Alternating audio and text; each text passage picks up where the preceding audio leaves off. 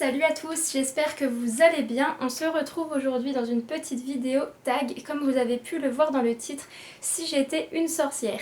Donc je me suis dit que ça pouvait être sympa, après vous avoir fait une petite série de questions sur ma vie en général dans le monde moldu, que vous aimeriez peut-être savoir ce que je ferais, qui je serais dans le monde sorcier. Donc c'est un tag imaginé par Gwen de la chaîne Il était une moldue et Marine de Marine Terrier, donc je vous mettrai leur chaîne en barre d'infos. C'est un tag qui consiste à répondre à une quinzaine de questions sur comment serait notre vie à Poudlard. Question numéro 1, quelle serait ta maison à Poudlard? Alors, si vous me connaissez ou que vous me suivez sur Instagram, vous savez que je suis une vraie poufsouffle.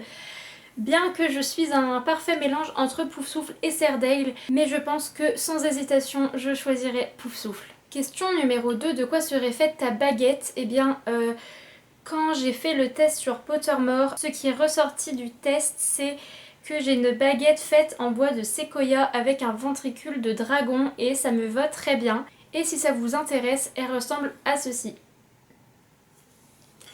Question numéro 3, quel sortilège utiliserais-tu le plus? Eh bien, ce serait Axio. Je pense que je dois pas être la seule dans ce cas-là, je pense qu'on est tous d'accord, c'est quand même un sortilège vachement pratique, si ce n'est le plus pratique.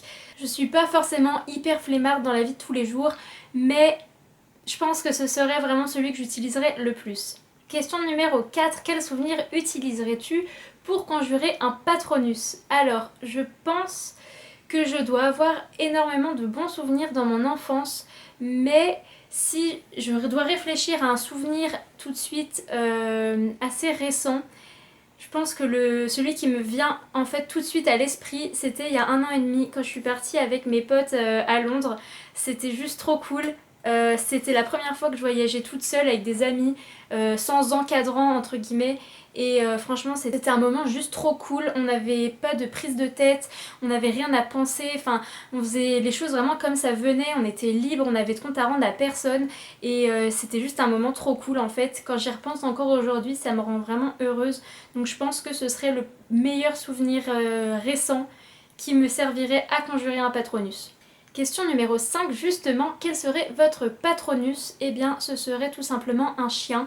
À chaque fois que j'ai fait les tests sur Pottermore, j'ai eu 3/4 du temps un chien, donc pas tout le temps le même. Mais la dernière fois que je l'ai fait, c'était un Terre-Neuve et les chiens font partie de mes animaux préférés. Donc ouais, sans hésitation, ce serait un chien. Question numéro 6, quel parfum aurait ton Amortensia? Donc pour ceux qui ne savent pas, l'Amortensia c'est le plus puissant filtre d'amour dans la saga Harry Potter et il a l'odeur de ce qui nous attire le plus. Donc moi je pense que ce serait l'odeur du pain, du café et probablement de l'herbe coupée aussi comme Hermione. Question numéro 7, comment utiliserais-tu une fiole de Felix Felicis? Et bah pour moi c'est très simple, je l'utiliserais tout simplement pour avoir le courage de dire aux gens ce que j'ai envie de dire au moment où il faut le dire. C'est absolument pas clair, mais en gros j'ai tendance quand ça va pas à garder les choses pour moi et ne pas oser les dire, et ça, à force d'accumuler, ça génère vraiment beaucoup de stress et c'est un gros problème chez moi. Donc je pense que je l'utiliserai vraiment pour avoir le courage de dire aux gens les choses quand j'ai envie de les dire. Question numéro 8, quelle relique de la mort aimerais-tu posséder?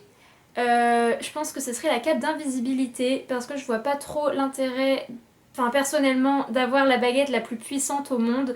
Une baguette toute simple me convient parfaitement et j'ai pas forcément non plus envie de ramener un mort à la vie, je trouve ça assez malsain et voilà, j'ai pas forcément envie de changer le cours du passé, donc je laisse les choses là où elles sont et la cape d'invisibilité me conviendra parfaitement, c'est vraiment le plus pratique à mon goût.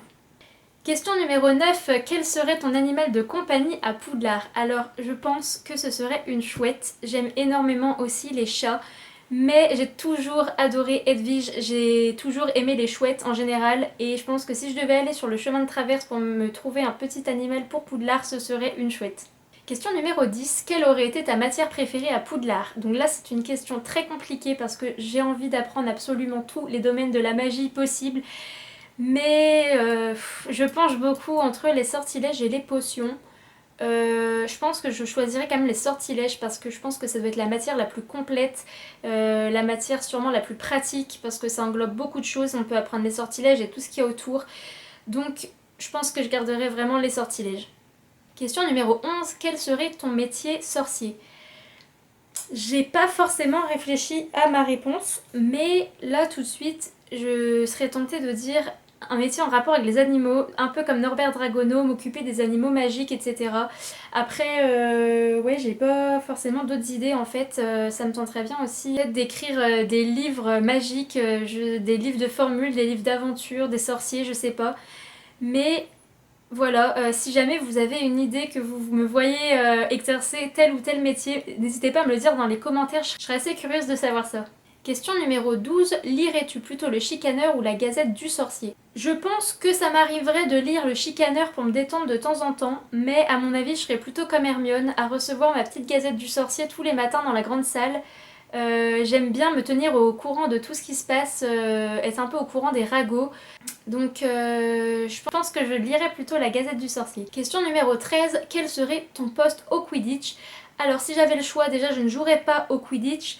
J'ai bien trop le vertige, j'ai bien trop peur de tomber du balai. Mais si vraiment je devais faire du Quidditch, qu'on m'y obligeait, ce serait poursuiveur, tout simplement parce que j'ai peur des balles, j'ai trop peur de me faire heurter par une balle, donc je pense que le poste de poursuiveur serait probablement le plus adapté à moi. Question numéro 14, te verrait-on plutôt sur le chemin de traverse ou à Préolard? Alors ça me tenterait grave d'aller me promener à Préolard avec des potes pour boire une petite bière au beurre, mais c'est à mon sens plutôt un petit village pour aller se promener en fin d'année, en période de Noël, enfin en tout cas je l'ai toujours vu comme ça. Et je pense que du coup en général on me retrouverait plutôt sur le chemin de traverse. J'aime beaucoup trop cet endroit, c'est magique, pour moi c'est les petites ruelles un peu mystiques, ça représente vraiment très bien la magie de la saga, donc je pense qu'à choisir je serais plus souvent sur le chemin de traverse. 15e et dernière question, choisirais-tu les rangs de Grindelwald ou de Dumbledore? Eh bien ce serait les rangs de Dumbledore. J'ai toujours tendance à me ranger du côté des gentils.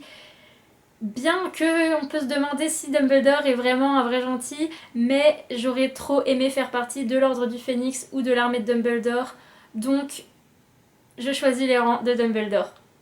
Voilà, cette vidéo est terminée, j'espère qu'elle vous aura plu. Je voulais aussi terminer cette vidéo en vous remerciant encore une fois pour tous vos retours incroyables pour ma première vidéo. J'ai reçu que des retours positifs, c'est quand même incroyable, je m'attendais pas à tant.